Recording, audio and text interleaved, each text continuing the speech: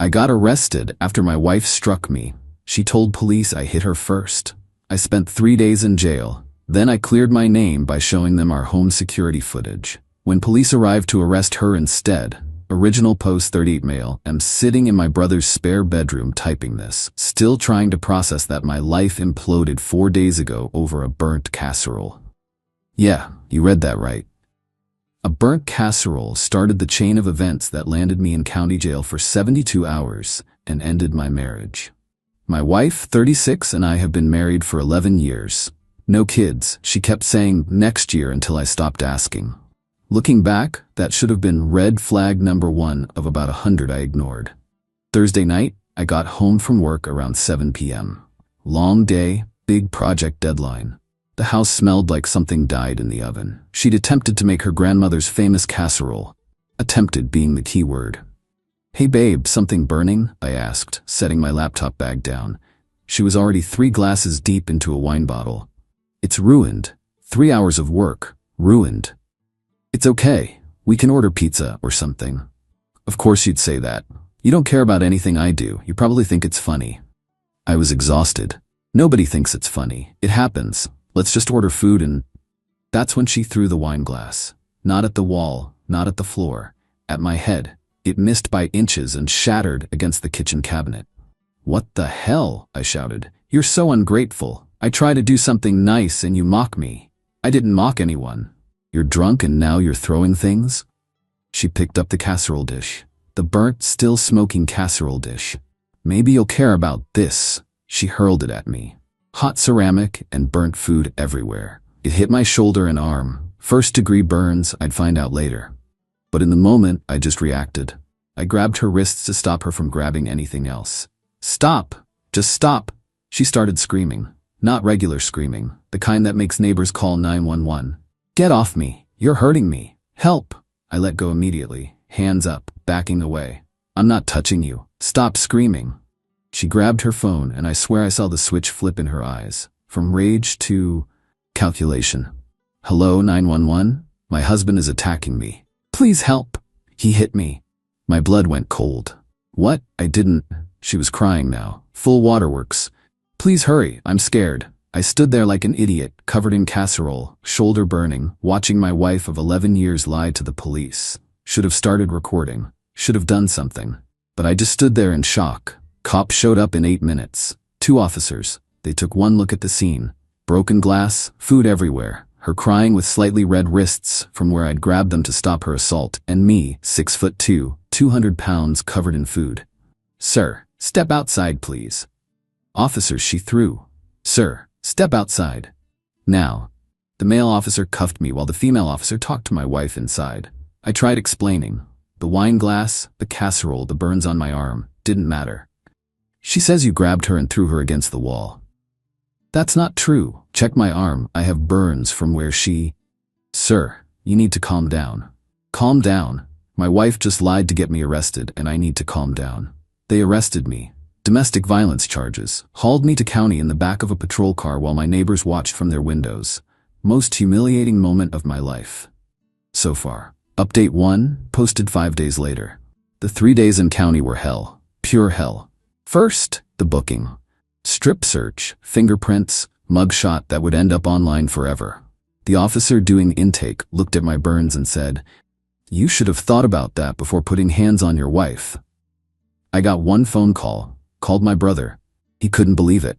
"She said you hit her? That's insane, you won't even kill spiders." "I need you to call my lawyer. The business card is in my desk drawer." Got a public defender initially since my lawyer couldn't come until Monday.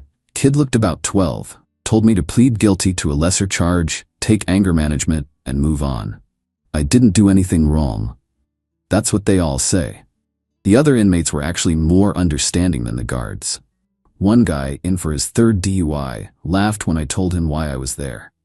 "Let me guess, she hit you, you tried to stop her, and somehow you're the bad guy?" "Exactly." "Brother, welcome to the system. Hope you got cameras." Cameras. My brain lit up. We installed a security system 2 years ago after a break-in down the street. Full coverage, audio and video, kitchen included. Monday morning, my actual lawyer showed up. Good guy, handled my business contracts. Not a criminal lawyer, but he knew someone. I have security cameras, with audio. The whole thing should be recorded. His eyes lit up. Where's the footage? Cloud backup. I can access it from my phone. It's a Vizablev, which they confiscated. I'm on it. The arraignment was Tuesday afternoon. The prosecutor, the smug woman who looked at me like I was dirt, read the charges. Assault, domestic violence, battery. My wife was there, playing victim perfectly. Even had a neck brace. A neck brace. For the assault that never happened. My new criminal lawyer, cost me $5 retainer, stood up. Your Honor, we have video evidence that completely contradicts the alleged victim's statement. The judge raised an eyebrow. Video evidence? Security footage with audio from the defendant's home shows the alleged victim assaulting my client, not the other way around. The prosecutor scrambled. We haven't seen this evidence, because you didn't ask for it. You just assumed my client was guilty. The judge reviewed the footage on a laptop. I watched his expression change from skeptical to shocked to angry. The video showed everything. Her throwing the wine glass, her screaming, her throwing the hot casserole at me backing away with my hands up after briefly holding her wrists to stop the assault, her calmly getting her phone and manufacturing tears. Prosecutor, have you seen this? No, Your Honor. I suggest you watch it, now. Case dismissed, all charges dropped. He looked at my wife. Ma'am, you may want to retain counsel. She went pale. The neck brace suddenly seemed to be bothering her less, but here's where the entitlement really kicked in. As we're leaving the courthouse, she comes up to me, in front of the lawyer. Baby, let's just go home and forget this happened. I was drunk. I didn't mean. Are you serious right now? You're not gonna let them arrest me, are you? Your wife? Over a misunderstanding? My lawyer stepped between us. Ma'am, I suggest you stop talking. This is between me and my husband. Your husband who you falsely accused of assault? That husband? She turned to me, tears starting. You can't let them arrest me. What would people think? My job, my reputation. Your reputation? I spent 3 days in jail, 3 days with actual criminals because you lied. I was upset. The casserole was ruined and you didn't care and that justifies telling the police I attacked you? Her whole demeanor changed. The tears stopped. Fine. You want to be like this? I want a divorce, and I'm taking everything. The house, the cars, everything. My lawyer actually laughed. Ma'am, you just committed a felony on camera. You might want to focus on staying out of prison instead of divorce settlements. The detective handling my case called that afternoon. They'd reviewed the footage and were issuing a warrant for my wife's arrest. Filing a false police report, assault with a weapon, the casserole dish, domestic violence. We can pick her up today, or you can have her turn herself in tomorrow with her lawyer. I thought about it. 3 days I sat in jail. 3 days of being treated like a woman beater. 3 days of guards making snide comments about another wife beater claiming innocence. Pick her up today. Update 2, posted 1 week later. Oh man, the entitlement escalated to levels I didn't know existed. So the police went to arrest my wife at her job.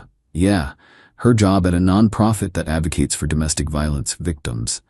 The irony is thick enough to cut with a knife. According to her coworker who texted me, we're friends from way back. It was a scene. 2 officers walked in asking for her. She apparently thought they were there for a donation or something. When they said she was under arrest, she laughed. For what? My husband is the one who attacked me. Ma'am, you're under arrest for filing a false police report in domestic violence. She went ballistic, started screaming about sexism, how men always get believed over women, how this was institutional misogyny. Her boss came out, saw the cops, and immediately went into damage control mode. There must be some mistake. She's a victim advocate. She's also someone who assaulted her husband and lied about it. We have video evidence. They cuffed her in front of everyone. The nonprofit put her on immediate administrative leave. But wait, it gets better. She called me from jail. Called me. From jail. Collect. You need to drop these charges right now. I didn't press charges. The state did. After seeing the video of you assaulting me. This is ridiculous. I barely touched you. You threw a hot casserole dish at me. I have burns. Oh please, they're barely first degree. Stop being such a baby. Did she just minimize the assault she claimed never happened? The cognitive dissonance was incredible. You realize this call is being recorded, right? Silence.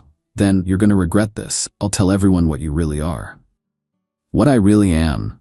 An abuser who manipulated the system. The projection was astounding. She hung up. Her mother called next. This woman, Lord, give me strength.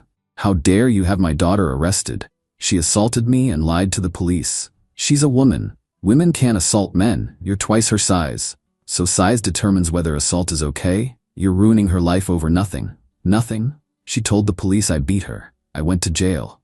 For 3 days. She's facing years in prison. Maybe she should have thought about that before lying to the cops. You're supposed to protect her. You're her husband. Protection doesn't include taking the fall for crimes I didn't commit. She called me every name in the book before hanging up. Then came the social media campaign. My wife, out on bail, decided to take to social media. Posted this long thing about how she was being persecuted for defending herself against an abusive husband who used his privilege to manipulate the system. Her friends rallied. The comments were insane. Men always find a way to play victim. The video was probably edited, standing with you against this injustice. My brother saw it and lost his mind. Posted the security footage on his page with the caption, "Since my sister-in-law wants to lie on social media too, here's the unedited truth." The video went locally viral. 50K views in 2 days. The comments flipped. She threw a hot dish at him and then called 911 and lied? This is why real victims don't get believed. Her nonprofit fired her. Can't have a domestic abuser working as a victim advocate. She tried to sue them for wrongful termination. Their lawyer basically laughed her out of the building. But the peak entitlement came during our divorce mediation. She came in with her lawyer wearing all black like she was at a funeral. Tried to look pitiful. Her lawyer started, "My client is willing to forgive the criminal charges situation if we can come to an equitable divorce arrangement."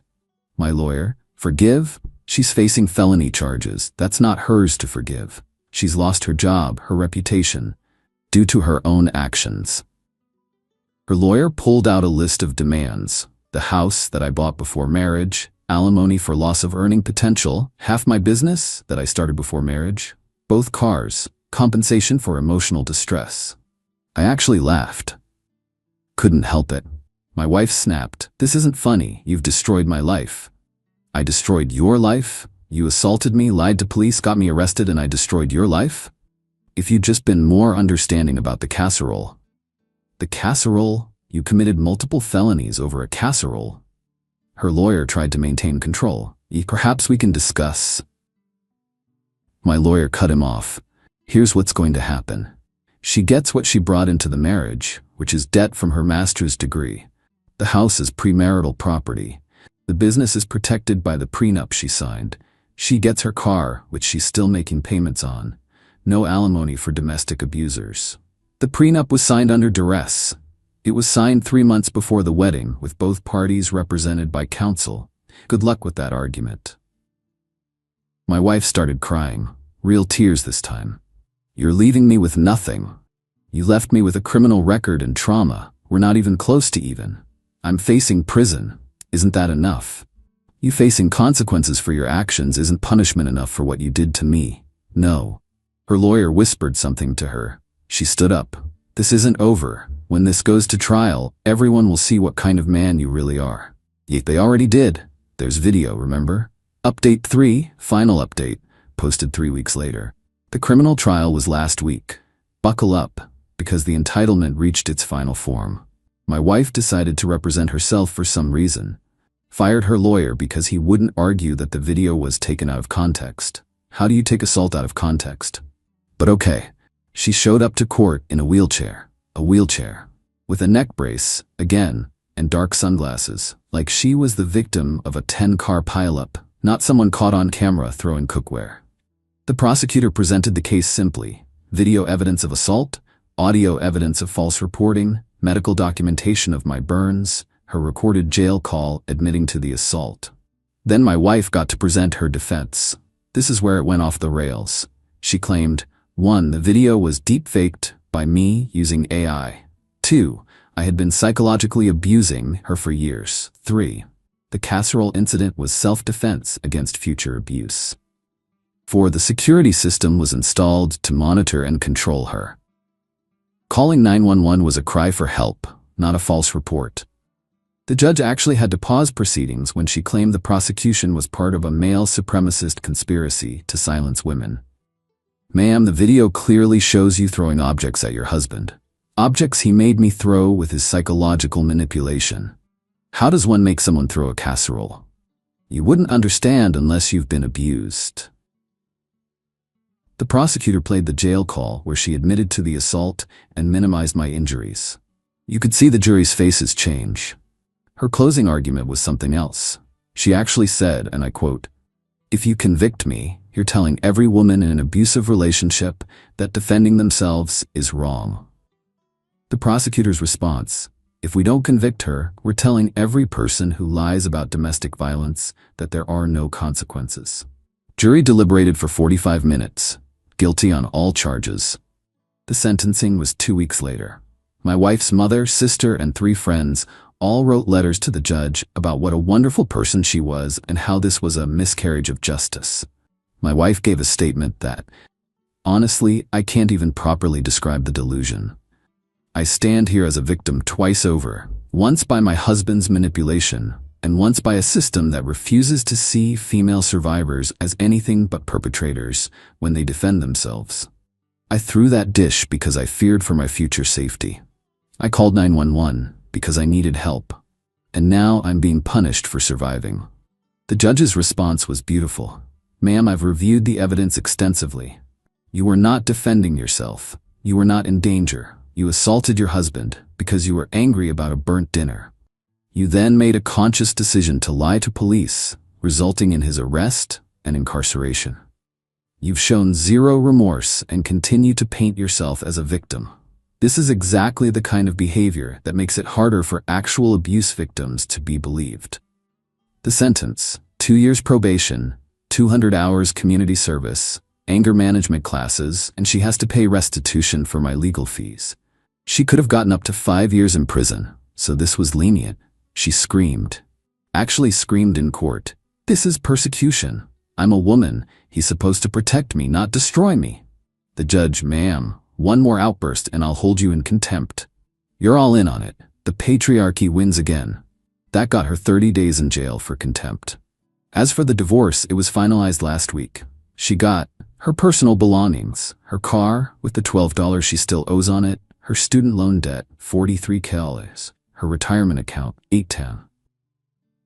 I got the house, my business, peace of mind, a story for the ages. The aftermath has been interesting. Her nonprofit publicly distanced themselves from her, put out a statement about how they don't condone domestic violence in any form, and how her actions don't reflect their values. Her social media friends gradually went quiet as more details came out. Turns out, lying about domestic violence doesn't sit well even with people who initially supported her. My neighbors who saw me arrested that night have been apologetic. One of them said, "We heard the screaming and just assumed. I'm sorry, man. We should have known better." Her mother still calls occasionally, leaving voicemails about how I've ruined her daughter's life, and how she hopes I'm happy with myself. I am, actually. Thanks for asking. The wildest part?